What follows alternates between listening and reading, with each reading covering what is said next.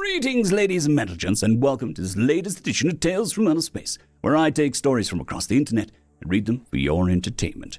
This particular story is called Human Engineers, written by Captain Candy. Good morning, class.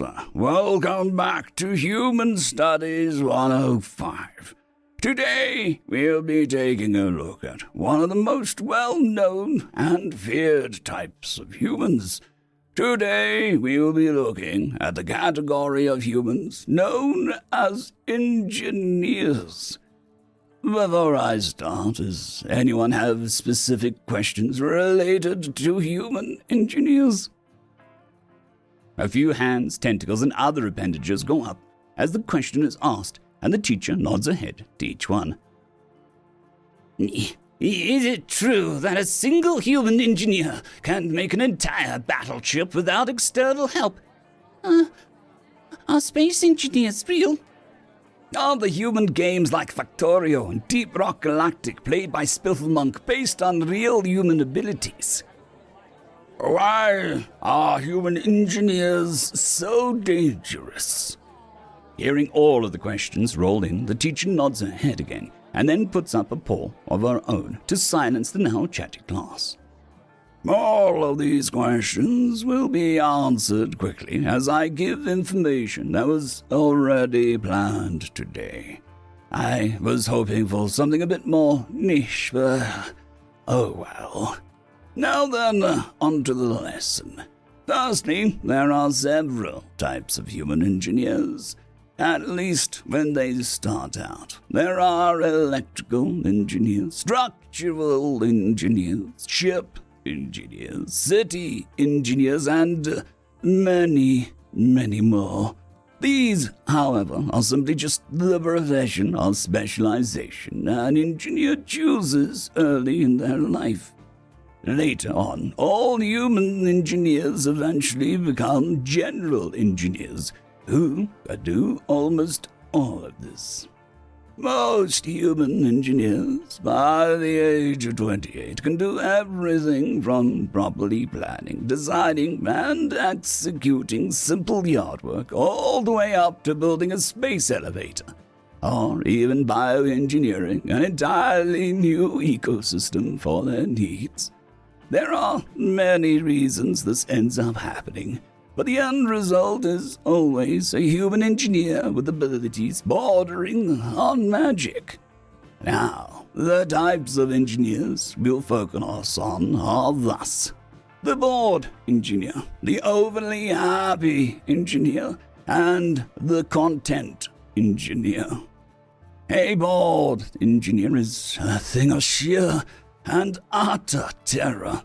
When most species get bored, they'll find entertainment such as television, or going out and exploring. Maybe just a simple day at the mall or beach. A bored human engineer will start to think, plan, or, void forbid, tinker. Do not, under any circumstances, let a human engineer tinker on a personal passion project they started when bored. More so, keep in mind to also constantly monitor a human engineer with intervals no longer than a single human hour. If a bored engineer gets to tinkering phase, it is already too late. And in most cases, whatever they are constructing must be finished, or it'll blow up.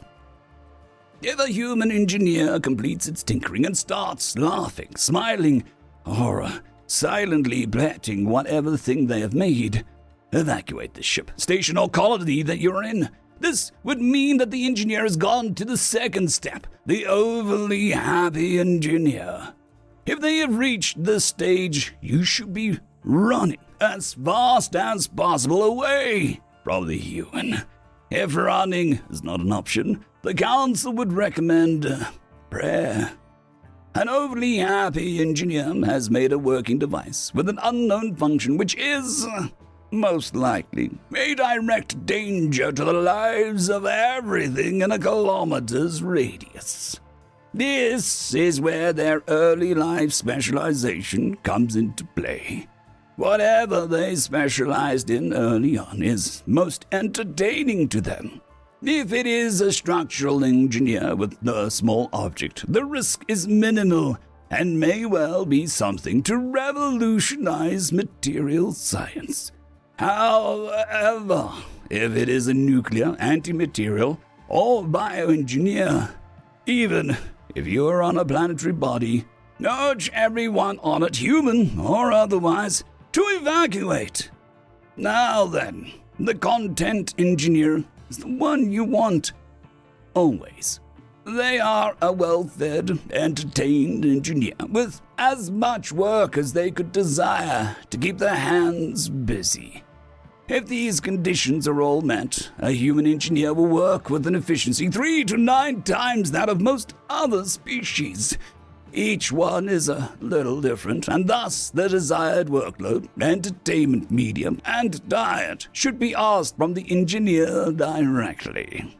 Now then, on to the next part of the lesson.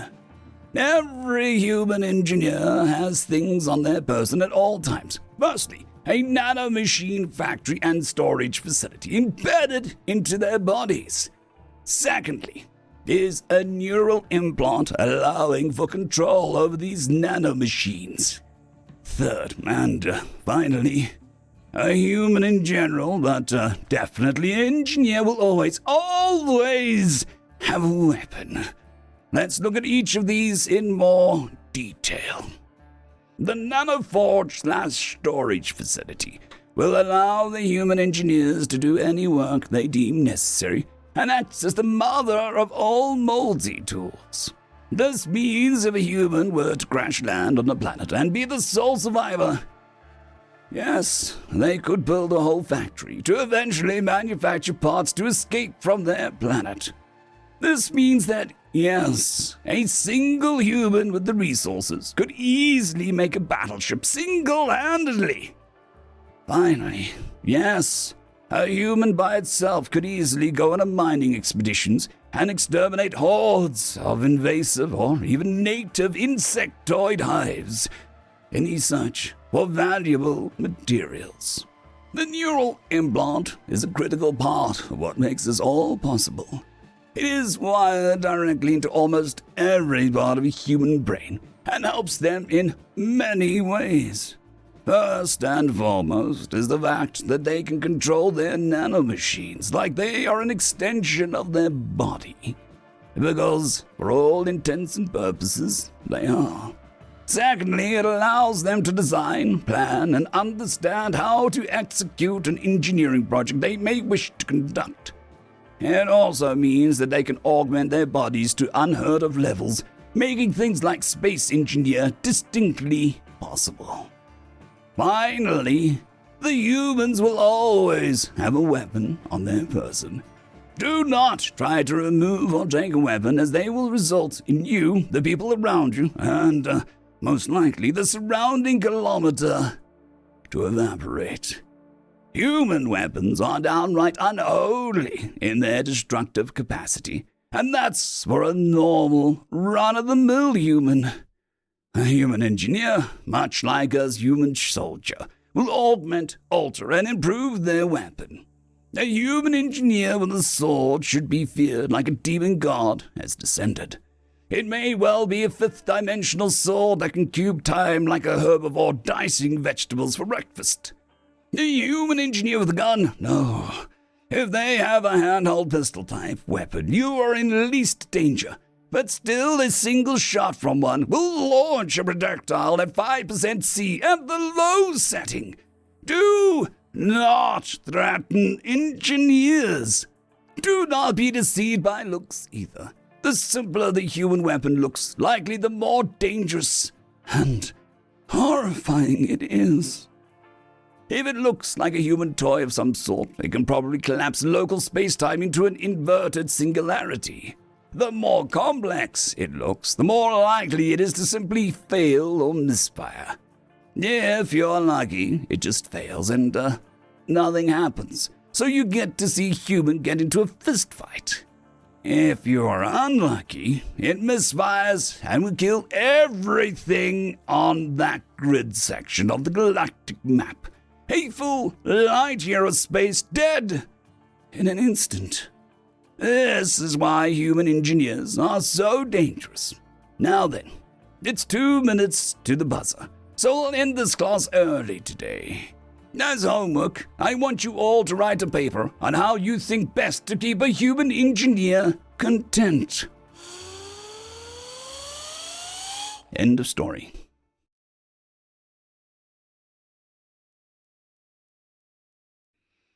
Story number 2. The Nod, written by Hansen III. Yet again he nodded his head, and again the other human responded in kind. Juan? I asked.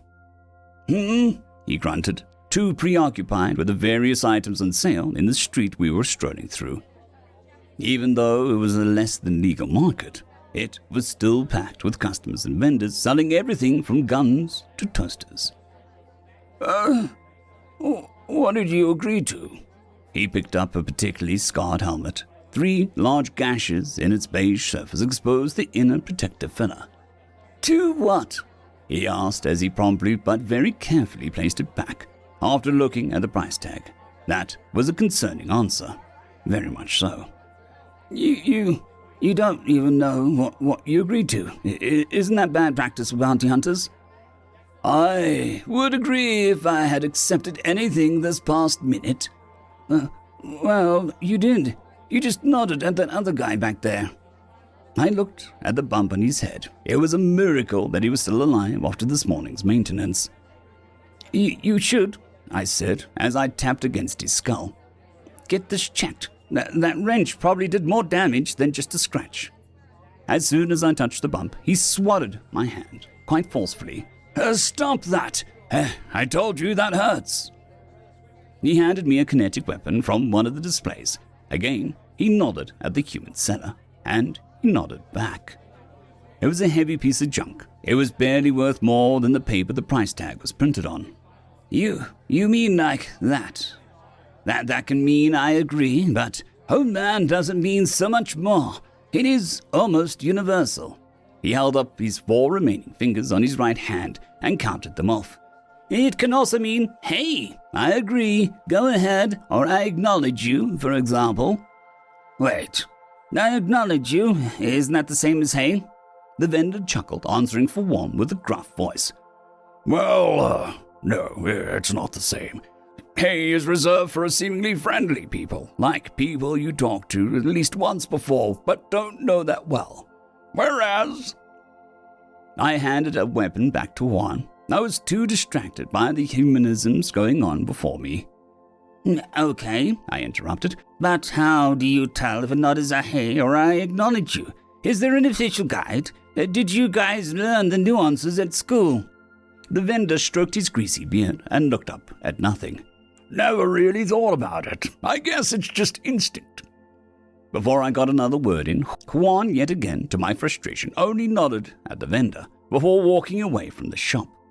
And as we walked past another human, making her way down the market, I made contact and nodded at her. She gave me a very puzzled look, long looking at me after I walked past.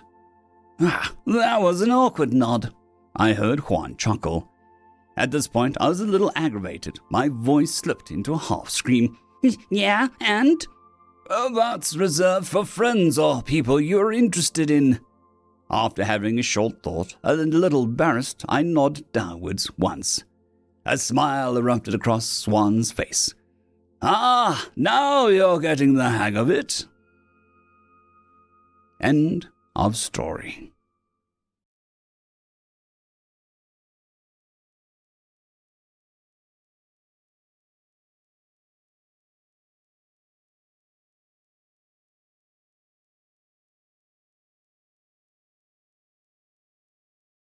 I would just quickly like to thank the T5 peeps. Dragon Soup, Cold War Boomerwaffen, Severin Cerberus, Red Panda 121, Leslie 517, Bushmaster 177, Caspar Arnold, Cam Maxwell, Sans the Skeleton, Lightjock, Dragzoon WRE, and Lord Asrigal.